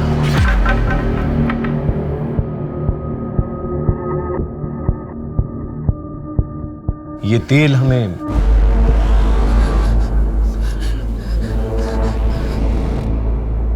आप अपने पति से नफरत क्यों करती थी? आपने उनके सर पे बोतल फोड़ दी थी, क्या वजह? पता नहीं। देखिए शीतल जी, हम आपकी मदद करने की कोशिश कर रहे हैं, दैट्स ऑल। आप डिटेल में बताइए हमें उस रात को क्या हुआ था, वजह हम पता कर लेंगे। देखिए अगर आप हमें नहीं बताएंगी तो आपके पति की मौत का इल्जाम आप पर आ जाएगा। आपके 2 बच्चों की मौत की जिम्मेदार भी आप ही ठहराई जाएंगे। क्या आप ये चाहती हैं? हम लोगों के बीच में ऐसी कोई बड़ी प्रॉब्लम नहीं थी, सब कुछ अच्छा था। पति पत्नी, 2 बच्चे, देवर, सासू माँ। फिर एक दिन अरुण ने स्टैंड अप कॉमेडी का प्रोग्राम करना शुरू कर दिया। वो अपने लुक को लेकर बहुत कॉन्शियस होने लगा, बहुत महंगे महंगे कॉस्मेटिक खरीदने लगे, घर का बजट बिगड़ने लगा। फिर भी मैंने मैनेज कर लिया। प्रोग्राम के चक्कर में वो रात रात भर घर से बाहर रहते थे। कभी कभी तो एक एक हफ्ते घर नहीं लौटते थे वो। एक दिन मुझे जैस्मिन के बारे में पता चला। मैं बहुत गुस्सा हो गई, लेकिन उन्होंने उसके साथ वो रिश्ता खत्म कर दिया। थोड़ी अनबन हुई हमारे साथ। फिर एक दिन वो बाल बड़ा करने का कोई तेल लेकर आए।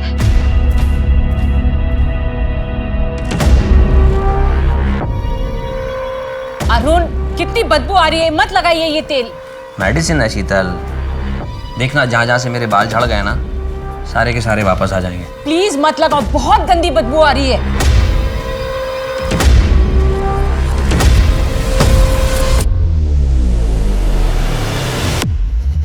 शीतल, सो गई क्या? हे शीतल, शीतल क्या हुआ? अरे ये क्या किया तुमने?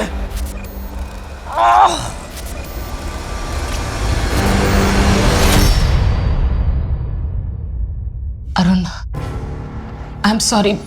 वो बाय मिस्टेक से मैंने सर पे। I am really sorry Arun, मुझे माफ कर दो। शीतल, आखिर तुम्हें हो क्या गया था? हमारे बीच में ऐसी कोई बात नहीं थी, तुमने अपना आपा खो दिया। सच बताओ क्या बात है, बोलो। कहीं तुम मुझे गलत ना समझ लो। शीतल, मैं तुम्हें जज नहीं करूंगा, मैं तुम्हें समझने की कोशिश करूंगा। देखो, तुम्हारे मन में जो डर है, जो तकलीफ है, उसे बाहर निकालने में मैं तुम्हारी मदद करूंगा। प्लीज बोलो क्या बात है।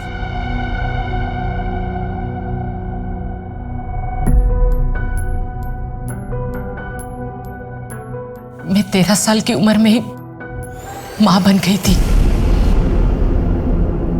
कब क्या हुआ मुझे कुछ पता नहीं। मैं तो बहुत छोटी थी। दीदी ने मुझे बताया कि मैं प्रेग्नेंट हूं। फिर दीदी ने मुझे ये भी बताया कि किसी ने मेरे जूस में कुछ मिलाया था। फिर बेहोश होने के बाद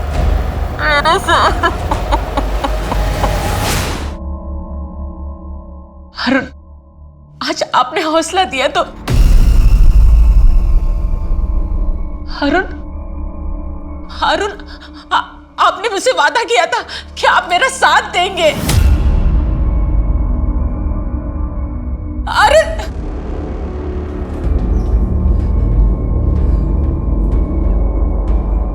एक तो कच्ची उम्र में ऐसी पीड़ा के साथ जी रही थी। 13 साल का शरीर डिलीवरी का सदमा नहीं झेल पाया, इसलिए डिलीवरी होते ही मेरा बच्चा मर गया। आपने रेप की कंप्लेन लिखवाई थी? नहीं। क्यों? मैं बहुत छोटी थी। मुझे ये याद ही नहीं आ रहा था कि मेरे साथ ये बार बार कौन कर रहा था। हमेशा मैं नींद में हूं यही लगता था। मुझे बस ये याद है कि ये जो कुछ भी हो रहा था मेरी दीदी सोनल के घर में हो रहा था। ये सब की बात थी, इसलिए दीदी ने केस रफा दफा कर दिया और मैं भी कुछ नहीं कर पाई। आपकी बहन सोनल, वो अब कहाँ रहती है? सोनल दीदी और जियाजी का 10 साल पहले कार एक्सीडेंट में मौत हुई। आपके साथ जिस घर में वो हादसा हुआ था, आपको उसका एड्रेस याद है? डिटेल में तो नहीं पता, पर बनाटी में एक गार्डन है, उसके सामने विश्वास डेयरी के बाजू में ब्राउन कलर का वो ऐसा आर्क बंगला है। उसी में दीदी और जियाजी रहते हैं और उनके बगल में चैटर्जी और मित्तल जी, वो भी वहीं रहते हैं, दीदी के घर में।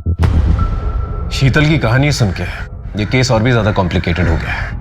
सर ऐसा भी तो हो सकता है कि बचपन में शीतल पे हुए टॉर्चर की बात सुन के अरुण ने उन लोगों को ढूंढ निकालने की कोशिश की होगी, जिसकी वजह से उन लोगों ने मिलकर अरुण को मार दिया होगा। या सर ऐसा भी तो हो सकता है शीतल खुद को बचाने के लिए मनगढ़ंत कहानी रच रही हो। शीतल को उस तेल से प्रॉब्लम है। हो सकता है कि वो तेल की स्मेल उसके अतीत के किसी हादसे से जुड़ी हुई है। क्या है कि कुछ हादसे ऐसे होते हैं जो दिमाग में घर कर जाते हैं, इंसान उन्हें याद करके भी याद नहीं करना चाहता, लेकिन फिर कुछ ऐसा होता है जो दोबारा से वो हादसों को ट्रिगर करता है और दिमाग के बंद दरवाजे दोबारा से खुल जाते हैं और फिर इंसान ऐसे रिएक्ट करता है जिस तरह से शीतल ने रिएक्ट किया अपने हस्बैंड के साथ।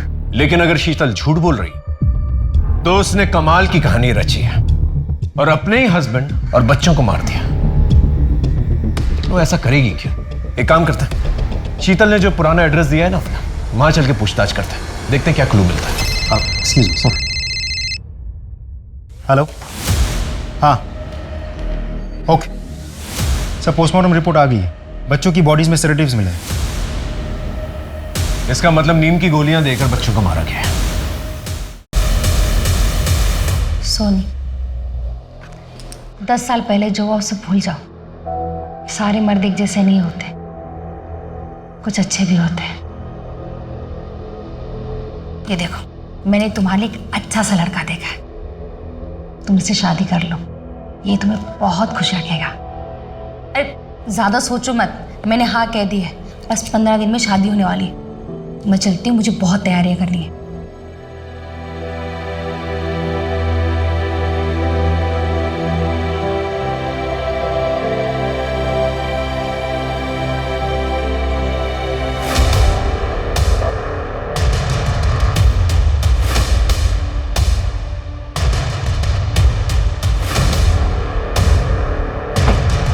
दादा मुलसिना में विश्वास डेरीटा को था।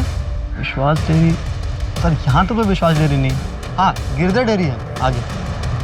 आप यहाँ कब से रहते? सर मैं तो पैदा ही हुआ था। अच्छा, 27 साल पहले यहाँ कोई विश्वास डेयरी हुआ करती थी? नहीं। अच्छा, एखाने एक बागान छिलो, एक गार्डन, एक बगीचा टाइप ऐसा कुछ? क्या मजाक कर रहे हो साहब? हमारे इस पूरे एरिया के अंदर ना कोई बागान था और ना है। एक आर्ट शेप का ब्राउन कलर का बंगलो हुआ करता था, कुछ याद है? साहब हमारे पूरे एरिया के अंदर सिर्फ अपार्टमेंट्स हैं, बंगलो तो नहीं है। और मित्तल और चैटर्जी साहब का घर? चैटर्जी तो सर बहुत सारे रहते हैं यहाँ पे, और पर वो सब अपार्टमेंट्स में रहते हैं। और मित्तल तो शायद कोई नहीं ना अपने एरिया में। नहीं सर। ठीक है सर। आपने हमें जो भी इंफॉर्मेशन दी थी वो सारी की सारी गलत है। ना ही कोई पार्क है वहां पर, ना ही कोई विश्वास डेयरी, और ना ही कोई ब्राउन कलर का बंगलो है वहां पर, ना ही कोई चैटर्जी रहते हैं वहां पर, और ना ही कोई मित्तल परिवार। आपने हमसे झूठ क्यों कहा? क्या छुपाने की कोशिश कर रही हैं? 27 साल पुरानी बात है सर, तब मैं बहुत छोटी थी, जितना याद था बता दिया, इससे ज्यादा मैं कुछ नहीं जानती।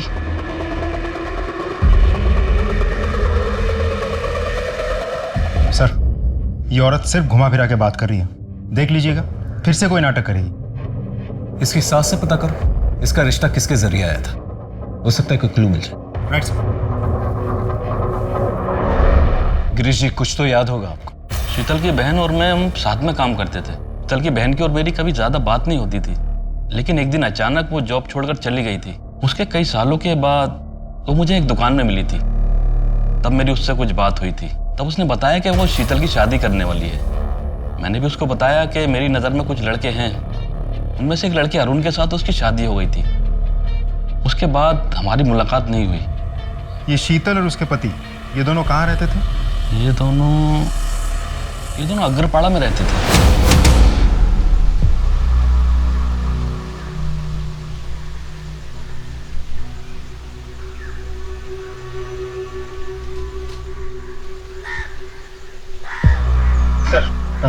इस वजह से इनके ससुर ने यह घर खरीदा था। वो तो अब नहीं रहे, लेकिन इनको ये नहीं पता कि इनके ससुर ने किससे घर खरीदा था। क्या हम घर अंदर से देख सकते हैं प्लीज? जी, हम उससे बात करके गए थे, आप देख सकते हो। Thank you.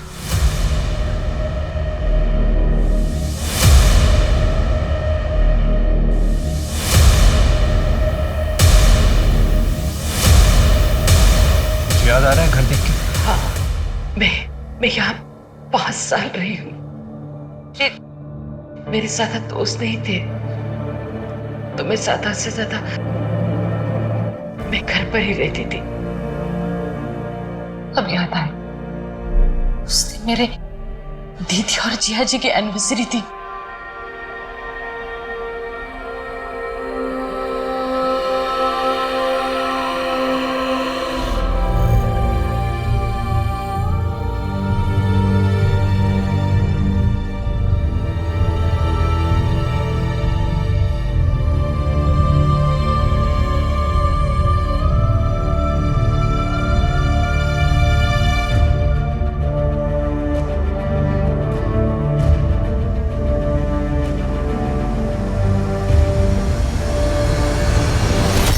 अब मुझे यकीन हो गया कि वाकई शीतल के साथ बचपन में वो अत्याचार हुआ है। सर सिर्फ शीतल के रोने धोने की वजह से हम उसकी बातों पे यकीन कर ले या उसको बेकसूर मान ले, मुझे नहीं लगता ये सही रहेगा, क्योंकि अभी तक हमारे पास इस बात का कोई सबूत नहीं है कि रेप हुआ था, और इस बात का भी कोई सबूत नहीं है कि उसकी दीदी और जीजा इसी घर में रहते थे।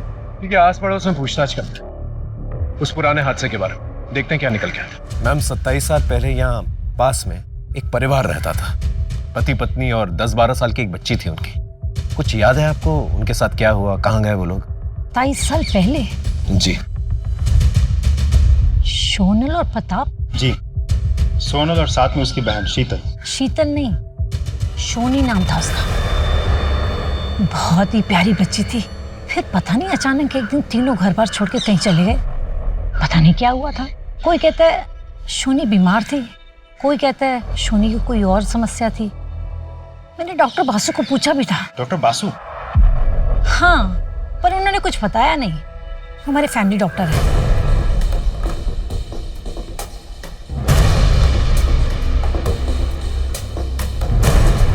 सर, मैं आपको थोड़ी देर में फोन करता हूँ। जी हाँ। सोनल और प्रताप के पुराने सामान में से ये फोटो एल्बम मिला।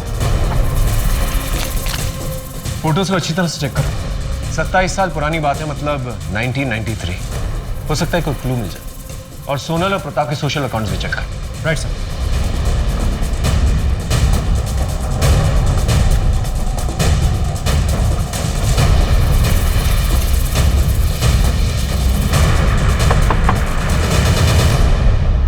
सूरज यहीं पर रहता है? सूरज यहीं पे था, लेकिन वो भाग के चला गया है घर से। मिल नहीं रहा है वो, हम ढूंढ रहे हैं उसे। सर, हम इस केस को क्रैक करने की कितनी भी कोशिश कर ले, कहीं ना कहीं से कोई ना कोई प्रॉब्लम आ ही जाती है और सारे रास्ते बंद हो जाते हैं। इतना अच्छा क्लू था, वो भी हाथ से निकल गया। अब क्या करें? इस केस के सिलसिले में जितने भी पुराने सबूत हैं, जैसे पुराने लेटर्स, पुराने फोटोग्राफ्स, पुराने बिल्स वगैरह, ये सारी चीजें जो है ना शीतल को दिखाते हैं। फिर पता चलेगा कि वो विक्टिम है या फिर कातिल। सर, ये रोनित है, आपके जीजा प्रताप के ऑफिस कलीग हुआ करते थे। ये श्रीनाथ है, आपके दीदी के घर के पड़ोसी हुआ करते थे। अक्सर आपके घर पे आते थे जाते थे। जब आप छोटी हुआ करती थी और आपके घर में कोई नहीं हुआ करता था, तो आपके घर वाले आपको इसी के घर पे छोड़ के जाया करते थे। और ये जो ग्रुप फोटो है, ये उस घर में आपकी दीदी की लास्ट एनिवर्सरी की फोटो है। इसके बाद हमें ऐसी फोटो नहीं मिली। मतलब शायद उसके बाद से आपके दीदी और जीजा ने अपने आप को बाकी की दुनिया से कट ऑफ कर लिया था।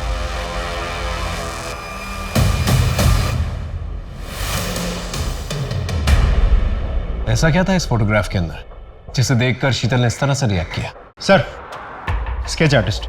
हाँ, ये फोटो देख रहे हैं? ये फोटो 27 साल पुरानी है। इस फोटो में जितने भी लोग हैं 27 साल के बाद कैसे दिखेंगे, उसका एक स्केच चाहिए। अपने मुताबिक बना के लेंगे।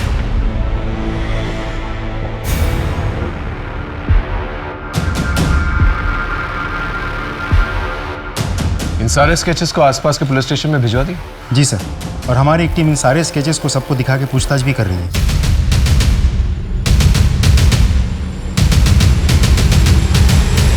सर, इस फोटो में 2 लोगों की मौत हो गई है। और ये बाकी 3? सर, इनके भी डिटेल्स मिले हैं। ये तीनों प्रताप के दोस्त हुआ करते थे, अक्सर प्रताप के घर जाते थे। 3 में से 2 तो प्रताप के दूर के भाई हैं और एक दोस्त। स्टेज तो सेट, बस सूत्रधार को ढूंढने की जरूरत है। लेकिन सर, ये सूत्रधार है कौन?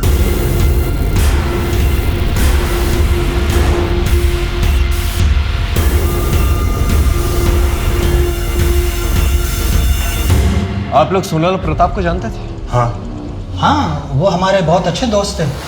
वैसे प्रताप हमारे दूर के भाई थे, लेकिन दोस्त करीबी थे। आप शीतल, इनमें से किसी को पहचानती हो? किसी की शक्ल याद है तुम्हें? नहीं सर, इनमें से किसी की भी शक्ल मुझे याद नहीं है। ये किस बात की तहकीकात हो रही है? कौन है ये मैडम? जी ये शीतल है, सोनल की छोटी बहन, उन्हीं के साथ रहती थी। ओ शीतल, हाउ आर यू? कैसी हो? पहचाना? मैं अविनाश। चलो भाई निकलेंगे अब। जी जी आप लोग जाइए। हाँ।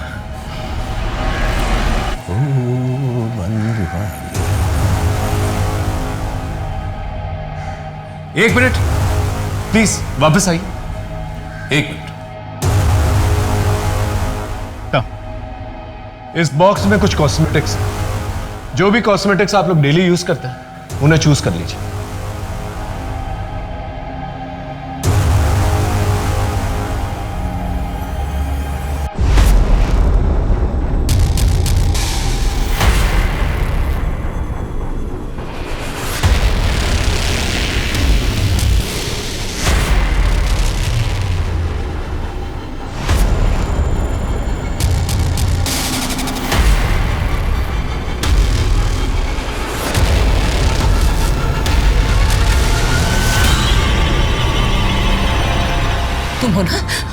तुम हो ना जिसने मेरे साथ गलत किया, एक बच्ची के साथ गलत किया, मेरी जिंदगी बर्बाद की, मेरी इज्जत लूटी। मैं तुम्हें छोड़ूंगी नहीं। संभालो, संभालो, लेके जाओ, लेके जाओ। क्या बकवास है ये? कुछ भी अनाप शनाप बोले जा रही है। लगता है इसका माथा फिर गया और साथ में पुलिस भी बावली हो गई है। ना कोई सबूत ना गवाह। अरे वाह वाह वाह वाह, 27 साल पहले की मनगढ़ंत कहानी गढ़ करके तुम मेरी बदनामी कर रहे हो। मनगढ़ंत कहानी है या सच, वो तो हम पता लगा ही लेंगे, लेकिन तकलीफ से अगर बचना चाहता है ना तो अभी सच बता दो। 13 साल की शीतल को तुमने क्या क्या किया था? क्या बकवास कर रहे हो? मैंने कभी किसी पर कोई अत्याचार नहीं किया। बिना किसी सबूत के आप कोई आरोप नहीं लगा सकते। मैं जा रहा हूं। रुकिए, जब तक का डीएनए टेस्ट नहीं हो जाता ना आपका, आप कहीं नहीं जा सकते। कर लो डीएनए टेस्ट। मैच किससे करोगे? ये सूरज, जब शीतल 13 साल की थी उसका एक बच्चा पैदा हुआ था। वो मरा नहीं था, जिंदा है। वही ये बच्चा है। अब जब तक डीएनए टेस्ट नहीं आ जाता, यहीं पर रुको।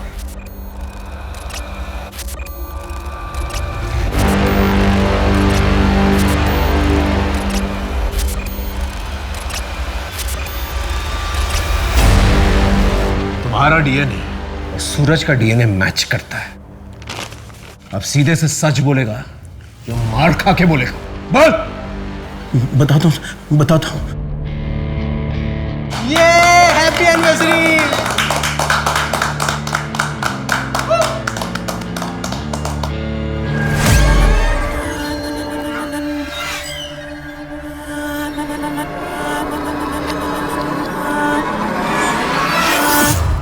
जूस। इसलिए मुझे जब भी मौका मिला तो सोहम के साथ मिलकर शीतल से प्यार किया। अविनाश ने तो अपना गुनाह कबूल कर लिया है। अब तुम दोनों बताओ, 13 साल की शीतल के साथ तुम दोनों ने क्या क्या किया था? सर इस बात को 27 साल हो गए। अब इतने सालों बाद एक गलती को लेकर आप क्यों बवाल कर रहे हो? 27 साल पहले जो तुम लोगों ने गलती की थी उसका बोझ शीतल आज तक उठा रही है। बचपन में मेरे साथ हुए अत्याचार से मेरे मन में एक हमेशा के लिए दर्द बना रहा, एक कमजोर पल था जब अपने आप पर बीती हुई बात मैंने अपने पति से कही। वही मेरी सबसे बड़ी गलती थी। पाप किया है शीतल तुमने, धोखा दिया है मुझे। जरूर तुम्हारे ही चाल चलन में कोई खोट रही होगी, तभी तो उन लोगों ने तुम्हारी इज्जत पर हाथ डाला। मेरा ही नसीब खराब था जो तुम जैसी बच्चलन औरत से मेरी शादी हुई। अरुण, अरुण मैंने कहा ना, मैं दूर हटो मुझसे। अरुण, अपने पति पर भरोसा करके अपनी जिंदगी का सबसे बड़ा दर्द मैंने उनके साथ शेयर किया। मैंने सोचा वो मुझे सहारा देंगे, मेरा हौसला बढ़ाएंगे, पर वो तो मुझसे नफरत करने लगे, मुझ पर शक करने लगे, और तो और हमारे बच्चे उनके नहीं किसी और के हैं ये समझकर उन्होंने बच्चों को भी मार दिया। अगर अरुण का मुझ पर विश्वास होता तो न वो बच्चों को मारते और न खुद आत्महत्या करते। वो ये एक इम्पॉसिबल केस था जो शायद कभी सॉल्व ना होता। 27 साल पहले हुए एक भयंकर अपराध को पुलिस ने बिना किसी एफआईआर, बिना किसी पुख्ता सबूत, बिना किसी चश्मदीद गवाह के उजागर किया। उन अपराधियों को पकड़ा और कोर्ट से उन्हें सजा भी दी गई। हम अक्सर कहते हैं कि अगर आपके साथ क्राइम हुआ है तो ओपन अप, उसके बारे में खुल के बात करो, न्याय मांगो। पर ओपन अप होना इतना आसान नहीं होता, क्योंकि हमारे समाज में कड़वी सच्चाई को स्वीकार करने की हिम्मत नहीं है। तभी तो लगभग 99% रेप केसेस रिपोर्ट नहीं होते। ताज्जुब हुआ ना? पर यही सच्चाई है। इसे बदलना हो तो हमें वैसा माहौल बनाना पड़ेगा। औरत की पीड़ा सुनने और समझने की हिम्मत रखनी होगी। तभी औरत अपनी आप बीती के बारे में खुल के बात भी करेगी और न्याय भी मांगेगी। इसी सीख के साथ मैं सोनाली कुलकर्णी आपसे विदा लेती हूँ। फिर होगी मुलाकात एक ऐसे ही चौंका देने वाले केस के साथ। तब तक अपना और अपने परिवार का ख्याल रखें। देखते रहिए क्राइम पेट्रोल सतर्क, जस्टिस रीलोडेड। जय हिंद। इस तरह के और भी एपिसोड देखने के लिए हमारे चैनल को सब्सक्राइब करें और बेल आइकन दबाना ना भूलें।